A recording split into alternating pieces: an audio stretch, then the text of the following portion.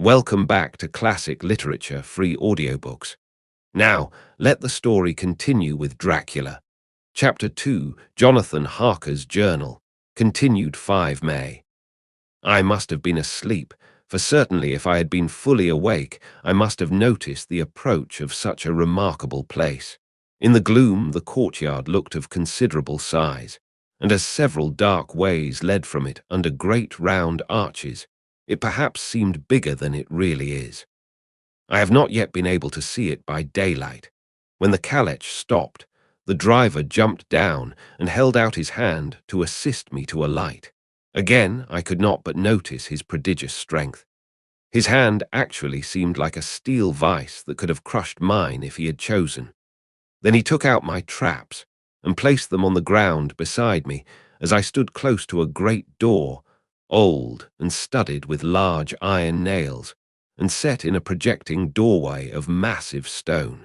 I could see even in the dim light that the stone was massively carved, but that the carving had been much worn by time and weather. As I stood, the driver jumped again into his seat and shook the reins. The horses started forward, and trap and all disappeared down one of the dark openings. I stood in silence where I was, for I did not know what to do. Of bell or knocker there was no sign. Through these frowning walls and dark window openings, it was not likely that my voice could penetrate. The time I waited seemed endless, and I felt doubts and fears crowding upon me. What sort of place had I come to, and among what kind of people? What sort of grim adventure was it on which I had embarked? Was this a customary incident in the life of a solicitor's clerk, sent out to explain the purchase of a London estate to a foreigner? Solicitor's clerk. Mina would not like that. Solicitor, for just before leaving London, I got word that my examination was successful, and I am now a full-blown solicitor. I began to rub my eyes and pinch myself to see if I were awake. It all seemed like a horrible nightmare to me, and I expected that I should suddenly awake and find myself at home, with the dawn struggling in through the windows, as I had now and again felt in the morning after a day of overwork. But my flesh answered the pinching test, and my eyes were not to be deceived. I was indeed awake and among the Carpathians. All I could do now was to be patient and to wait the coming of the morning. Just as I had come to this conclusion, I heard a heavy step approaching behind the great door and saw through the chinks the gleam of a coming light. Then there was the sound of rattling chains and the clanking of massive bolts drawn back. A key was turned with the loud grating noise of long disuse, and the great door swung back. Within stood a tall old man, clean-shaven save for a long white moustache, and clad in black from head to foot, without a single speck of colour about him anywhere. He held in his hand an antique silver lamp, in which the flame burned without chimney or globe of any kind, throwing long, quivering shadows as it flickered in the draught of the open door. The old man motioned me in with his right hand with a courtly gesture, saying in excellent English, but with a strange intonation, "Welcome to my house. Enter freely and of your own will." He made no motion of stepping to meet me, but stood like a statue, as though his gesture of welcome had fixed him into stone. The instant, however, that I had stepped over the threshold, he moved impulsively forward, and holding out his hand grasped mine with a strength which made me wince, an effect which was not lessened by the fact that it seemed as cold as ice, more like the hand of a dead than a living man. Again he said, "Welcome to my house. Come freely, go safely, and leave something of the happiness you bring." The strength of the handshake was so much akin to that which I had noticed in the driver, whose face I had not seen, that for a moment I doubted if it were not the same person to whom I was speaking. So to make sure, I said interrogatively, "Count Dracula." He bowed in a courtly way as he replied, "I am Dracula, and I bid you welcome, Mr. Harker, to my house. Come in. The night air is chill, and you must need to eat and rest." As he was speaking, he put the lamp on a bracket on the wall and, stepping out, took my luggage. He had carried it in before I could forestall him. I protested, but he insisted. "Nay, sir, you are my guest. It is late, and my people are not available. Let me see to your comfort myself." He insisted on carrying my traps along the passage, and then up a great winding stair, and along another great passage, on whose stone floor our steps rang heavily. At the end of this, he threw open a heavy door, and I rejoiced to see within a well-lit room in which a table was spread for supper, and on whose mighty hearth a great fire of logs, freshly replenished, flamed and fled. The Count halted, putting down my bags, closed the door, and crossing the room, opened another door, which led into a small octagonal room lit by a single lamp, and seemingly without a window of any sort. Passing through this, he opened another door and motioned me to enter. It was a welcome sight, for here was a great bedroom well lighted and warmed with another log fire, also added to but lately, for the top logs were fresh, which sent a hollow roar up the wide chimney. The Count himself left my luggage inside and withdrew, saying, before he closed the door, "You will need, after your journey, to refresh yourself by making your toilet. I trust you will find all you wish. When you are ready, come into the other room, where you will find your supper prepared." The light and warmth and the Count's courteous welcome seemed to have dissipated all my doubts and fears. Having then reached my normal state, I discovered that I was half famished with hunger, so making a hasty toilet, I went into the other room. I found supper already laid out. My host, who stood on one side of the great fireplace, leaning against the stonework, made a graceful wave of his hand to the table and said, "I pray you, be seated, and sup how you please. You will, I trust, excuse me that I do not join you, but I have dined already, and I do not sup." I handed to him the sealed letter which Mr. Hawkins had entrusted to me. He opened it and read it gravely. Then, with a charming smile, he handed it to me to read. One passage of it, at least, gave me a thrill of pleasure. "I must regret that an attack of gout, from which malady I am a constant sufferer, forbids absolutely any travelling on my part for some time to come. But I am happy to say I can send a sufficient substitute, one in whom I have every possible confidence. He is a young man, full of energy and talent in his own way, and of a very faithful disposition. He is discreet and silent, and has grown into manhood in my service. He shall be ready to attend on you when you will during his stay, and shall take your instructions in all matters." The Count himself came forward and took off the cover of a dish, and I fell to at once on an excellent roast chicken. This, with some cheese and a salad, and a bottle of old Tokay, of which I had 2 glasses, was my supper. During the time I was eating it, the Count asked me many questions as to my journey, and I told him by degrees all I had experienced by this time I had finished my supper, and by my host's desire had drawn up a chair by the fire and begun to smoke a cigar which he offered me, at the same time excusing himself that he did not smoke. I had now an opportunity of observing him, and found him of a very marked physiognomy. His face was a very strong, aquiline, with high bridge of the thin nose and peculiarly arched nostrils, with lofty domed forehead, and hair growing scantily round the temples but profusely elsewhere. His eyebrows were very massive, almost meeting over the nose, and with bushy hair that seemed to curl in its own profusion. The mouth, so far as I could see it under the heavy moustache, was fixed and rather cruel-looking, with peculiarly sharp white teeth. These protruded over the lips, whose remarkable ruddiness showed astonishing vitality in a man of his years. For the rest, his ears were pale, and at the tops extremely pointed. The chin was broad and strong, and the cheeks firm though thin. The general effect was one of extraordinary pallor. Hitherto I had noticed the backs of his hands as they lay on his knees in the firelight, and they had seemed rather white and fine. But seeing them now close to me, I could not but notice that they were rather coarse, broad, with squat fingers. Strange to say, there were hairs in the centre of the palm. The nails were long and fine, and cut to a sharp point. As the Count leaned over me and his hands touched me, I could not repress a shudder.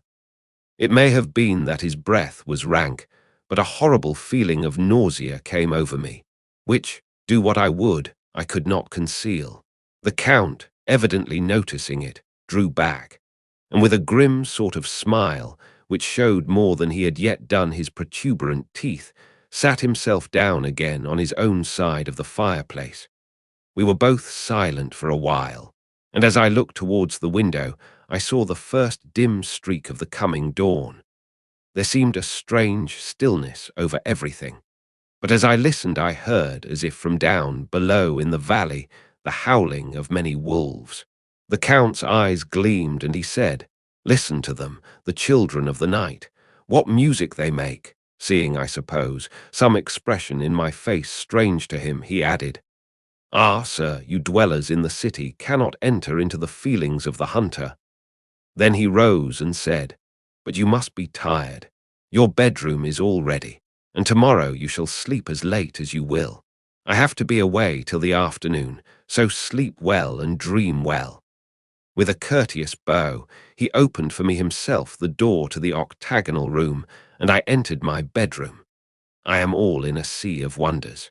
I doubt, I fear, I think strange things which I dare not confess to my own soul. God keep me, if only for the sake of those dear to me. 7 May. It is again early morning, but I have rested and enjoyed the last 24 hours. I slept till late in the day and awoke of my own accord. When I had dressed myself, I went into the room where we had supped, and found a cold breakfast laid out, with coffee kept hot by the pot being placed on the hearth. There was a card on the table on which was written, "I have to be absent for a while. Do not wait for me. D." I set to and enjoyed a hearty meal. When I had done, I looked for a bell so that I might let the servants know I had finished, but I could not find one. There are certainly odd deficiencies in the house, considering the extraordinary evidences of wealth which are round me. The table service is of gold, and so beautifully wrought that it must be of immense value. The curtains and upholstery of the chairs and sofas, and the hangings of my bed, are of the costliest and most beautiful fabrics, and must have been of fabulous value when they were made, for they are centuries old, though in excellent order. I saw something like them in Hampton Court, but there they were worn and frayed and moth-eaten. But still in none of the rooms is there a mirror. There is not even a toilet glass on my table, and I had to get the little shaving glass from my bag before I could either shave or brush my hair. I have not yet seen a servant anywhere, or heard a sound near the castle except the howling of wolves. Some time after I had finished my meal, I do not know whether to call it breakfast or dinner, for it was between 5 and 6 o'clock when I had it. I looked about for something to read, for I did not like to go about the castle until I had asked the Count's permission. There was absolutely nothing in the room, book, newspaper, or even writing materials. So I opened another door in the room and found a sort of library. The door opposite mine I tried, but found it locked. In the library I found, to my great delight, a vast number of English books, whole shelves full of them, and bound volumes of magazines and newspapers. A table in the centre was littered with English magazines and newspapers, though none of them were of very recent date. The books were of the most varied kind: history, geography, politics, political economy, botany, geology, law, all relating to England and English life and customs and manners. There were even such books of reference as the London Directory, the Red and Blue books, Whitaker's Almanac, the Army and Navy lists, and it somehow gladdened my heart to see it. The law list. Whilst I was looking at the books, the door opened, and the Count entered. He saluted me in a hearty way, and hoped that I had had a good night's rest. Then he went on, I am glad you found your way in here, for I am sure there is much that will interest you. These companions," and he laid his hand on some of the books, "have been good friends to me, and for some years past, ever since I had the idea of going to London, have given me many, many hours of pleasure. Through them I have come to know your great England, and to know her is to love her.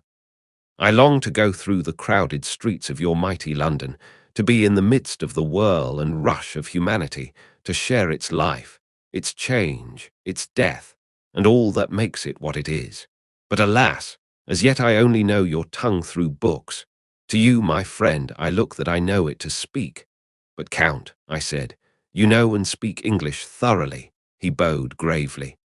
"I thank you, my friend, for your all too flattering estimate, but yet I fear that I am but a little way on the road I would travel. True, I know the grammar and the words, but yet I know not how to speak them." "Indeed," I said, "you speak excellently." "Not so," he answered. "Well, I know that, did I move and speak in your London, none there are who would not know me for a stranger.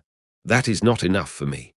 Here I am noble, I am boyar, the common people know me, and I am master. But a stranger in a strange land, he is no one, men know him not, and to know not is to care not for.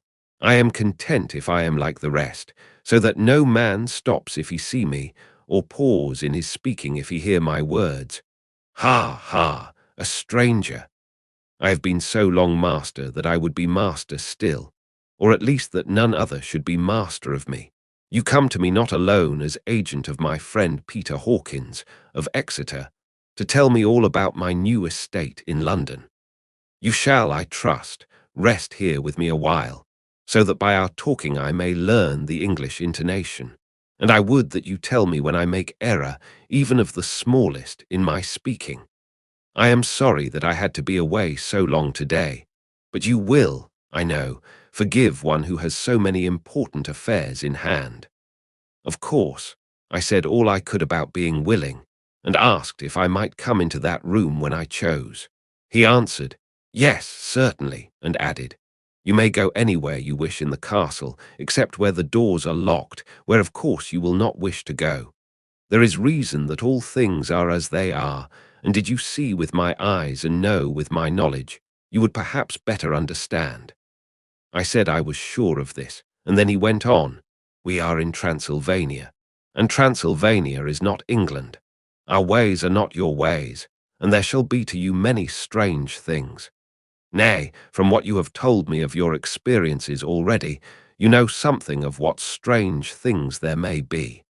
This led to much conversation, and as it was evident that he wanted to talk, if only for talking's sake, I asked him many questions regarding things that had already happened to me or come within my notice. Sometimes he sheered off the subject or turned the conversation by pretending not to understand, but generally he answered all I asked most frankly. Then as time went on, and I had got somewhat bolder, I asked him of some of the strange things of the preceding night, as, for instance, why the coachman went to the places where he had seen the blue flames.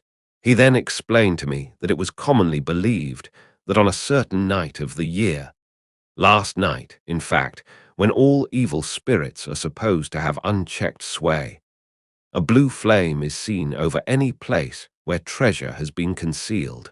That treasure has been hidden, he went on, in the region through which you came last night.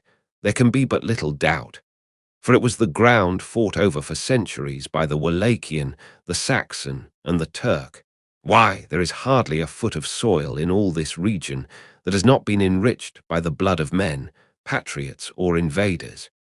In old days there were stirring times, when the Austrian and the Hungarian came up in hordes, and the patriots went out to meet them, men and women, the aged and the children too, and waited their coming on the rocks above the passes, that they might sweep destruction on them with their artificial avalanches. When the invader was triumphant he found but little, for whatever there was had been sheltered in the friendly soil. "But how," said I, "can it have remained so long undiscovered, when there is a sure index to it if men will but take the trouble to look? The Count smiled, and as his lips ran back over his gums, the long, sharp, canine teeth showed out strangely. He answered, "Because your peasant is at heart a coward and a fool. Those flames only appear on one night, and on that night no man of this land will, if he can help it, stir without his doors. And, dear sir, even if he did, he would not know what to do. Why, even the peasant that you tell me of who marked the place of the flame would not know where to look in daylight, even for his own work. Even you would not, I dare be sworn, be able to find these places again." "There you are right," I said. "I know no more than the dead where even to look for them." Then we drifted into other matters. "Come," he said at last, "tell me of London and of the house which you have procured for me." With an apology for my remissness, I went into my own room to get the papers from my bag. Whilst I was placing them in order, I heard a rattling of china and silver in the next room, and as I passed through, noticed that the table had been cleared and the lamp lit, for it was by this time deep into the dark. The lamps were also lit in the study or library, and I found the Count lying on the sofa, reading, of all things in the world, an English Bradshaw's Guide. When I came in, he cleared the books and papers from the table, and with him I went into plans and deeds and figures of all sorts. He was interested in everything, and asked me a myriad questions about the place and its surroundings. He clearly had studied beforehand all he could get on the subject of the neighbourhood, for he evidently at the end knew very much more than I did.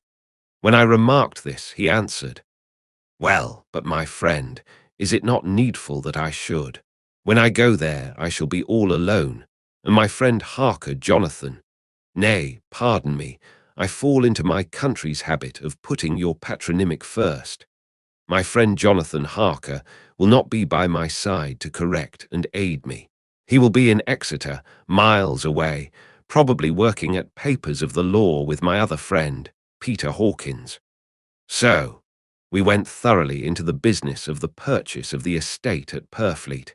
When I had told him the facts and got his signature to the necessary papers, and had written a letter with them ready to post to Mr. Hawkins, he began to ask me how I had come across so suitable a place. I read to him the notes which I had made at the time, and which I inscribe here. At Purfleet, on a by-road, I came across just such a place as seemed to be required, and where was displayed a dilapidated notice that the place was for sale. It is surrounded by a high wall of ancient structure built of heavy stones, and has not been repaired for a large number of years. The closed gates are of heavy old oak and iron, all eaten with rust. The estate is called Carfax, no doubt a corruption of the old Quatter face, as the house is four-sided, agreeing with the cardinal points of the compass. It contains in all some 20 acres, quite surrounded by the solid stone wall above mentioned. There are many trees on it, which make it in places gloomy, and there is a deep, dark-looking pond or small lake, evidently fed by some springs, as the water is clear and flows away in a fair-sized stream. The house is very large and of all periods back, I should say, to medieval times, for one part is of stone immensely thick, with only a few windows high up and heavily barred with iron. It looks like part of a keep, and is close to an old chapel or church.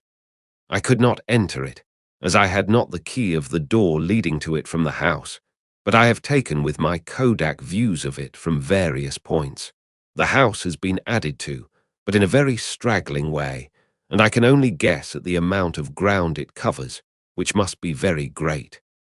There are but few houses close at hand, one being a very large house only recently added to and formed into a private lunatic asylum.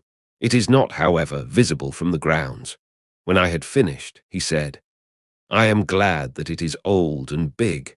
I myself am of an old family, and to live in a new house would kill me. A house cannot be made habitable in a day, and after all, how few days go to make up a century. I rejoice also that there is a chapel of old times. We Transylvanian nobles love not to think that our bones may lie amongst the common dead. I seek not gaiety nor mirth, not the bright voluptuousness of much sunshine and sparkling waters which please the young and gay. I am no longer young, and my heart, through weary years of mourning over the dead, is not attuned to mirth. Moreover, the walls of my castle are broken, the shadows are many, and the wind breathes cold through the broken battlements and casements. I love the shade and the shadow, and would be alone with my thoughts when I may. Somehow his words and his look did not seem to accord, or else it was that his cast of face made his smile look malignant and saturnine. Presently, with an excuse, he left me, asking me to put all my papers together. He was some little time away, and I began to look at some of the books around me. One was an atlas, which I found opened naturally at England, as if that map had been much used. On looking at it, I found in certain places little rings marked, and on examining these I noticed that one was near London on the east side, manifestly where his new estate was situated. The other two were Exeter and Whitby on the Yorkshire coast. It was the better part of an hour when the Count returned. "Aha," he said, "still at your books. Good, but you must not work always. Come, I am informed that your supper is ready." He took my arm, and we went into the next room, where I found an excellent supper ready on the table.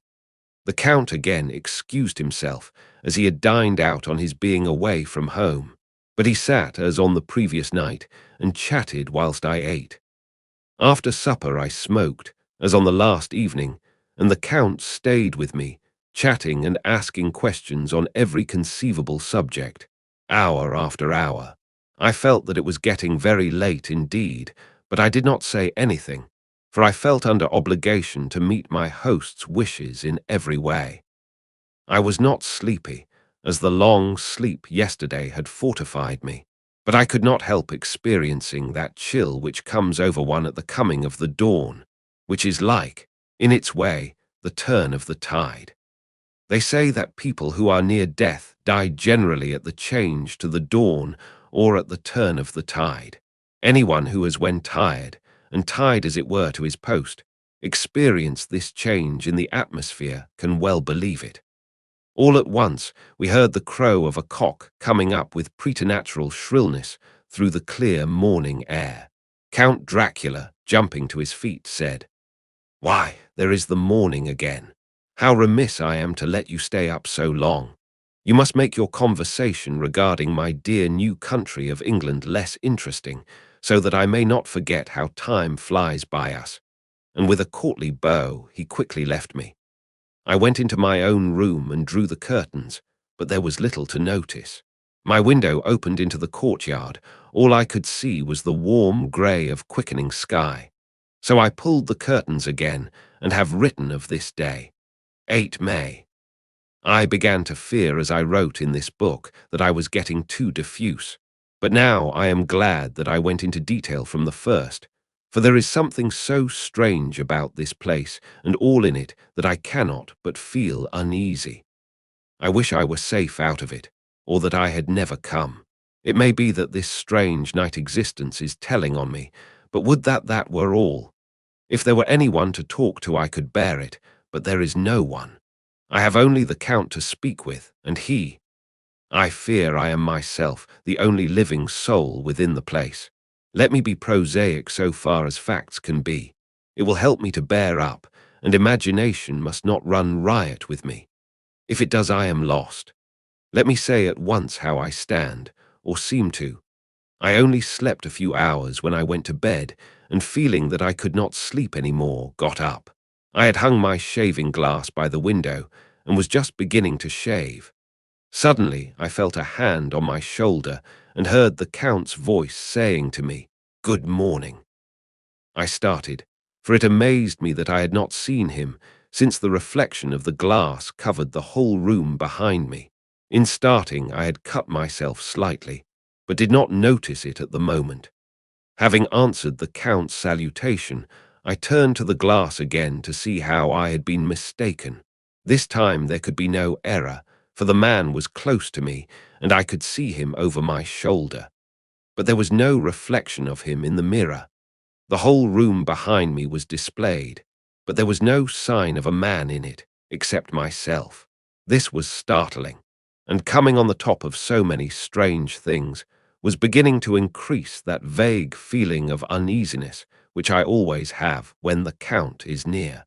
But at the instant I saw that the cut had bled a little, and the blood was trickling over my chin. I laid down the razor, turning as I did so half round to look for some sticking plaster. When the Count saw my face, his eyes blazed with a sort of demoniac fury, and he suddenly made a grab at my throat. I drew away, and his hand touched the string of beads which held the crucifix. It made an instant change in him, for the fury passed so quickly that I could hardly believe that it was ever there. "Take care," he said. "Take care how you cut yourself. It is more dangerous than you think in this country." Then, seizing the shaving glass, he went on, "And this is the wretched thing that has done the mischief. It is a foul bauble of man's vanity. Away with it."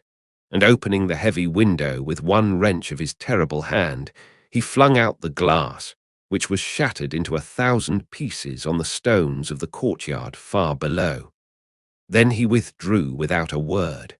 It is very annoying, for I do not see how I am to shave, unless in my watch case or the bottom of the shaving pot, which is fortunately of metal. When I went into the dining room, breakfast was prepared, but I could not find the Count anywhere, so I breakfasted alone.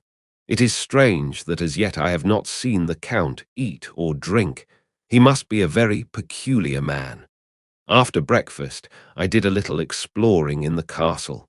I went out on the stairs and found a room looking towards the south. The view was magnificent, and from where I stood there was every opportunity of seeing it. The castle is on the very edge of a terrible precipice.